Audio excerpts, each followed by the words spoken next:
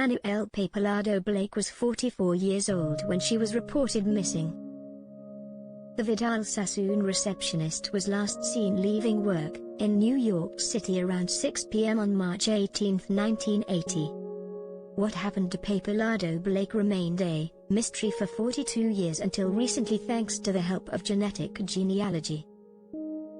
Earlier this week, New York State Troopers announced that a decapitated, handless body found in a travel trunk near a dumpster on the grounds of the Hudson View apartment complex in Fishkill, NY in 1980 are the remains of Pappalardo Blake. Police said the woman, who became known as Dutchess County Jane Doe, was found on March 20, 2 days after Pappalardo Blake disappeared. Police have not named a suspect in her slaying. According to the National Missing and Unidentified Persons System, NAMUS, Pappalardo Blake's body was discovered in a green travel trunk with black trim, blue lining, and brass fittings. Various stickers on the outside indicate the trunk traveled from NYC to France in 1958 and returned to NYC in 1960, the website states. The website states the travel trunk was dumped by the apartment complex between noon and 10 p.m. on March 18.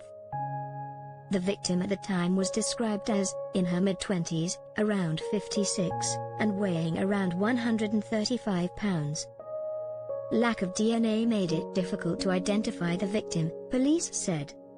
The 80s was also a time when finding a headless corpse wasn't that uncommon. It's not unique to this victim, New York State Trooper A.J. Hicks tells People. Especially at that time, there were several serial killers that back then, that was their MO. At the time we didn't have DNA. Forensically, we had a lot of limitations at the time. And investigators wouldn't be able to foresee the changes and advancements. They weren't looking to set up investigators in the future. Things changed earlier this year when Athram Labs, a private DNA lab, was asked by the FBI to help with the identification. The FBI was able to get a usable sample of DNA, which is not easy, says Hicks. And then they partnered with the Athram lab.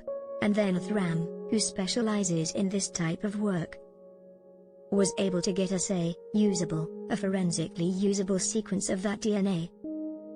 Hicks says NAMUS was able to come up with potential genetic matches that created leads for the detectives.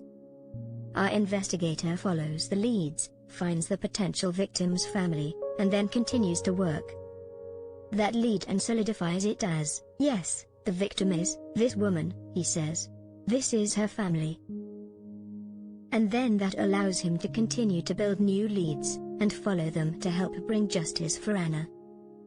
This only works also because people, a large portion of the population, is now submitting their DNA to companies for genealogy purposes just to find out what their genetic makeup is.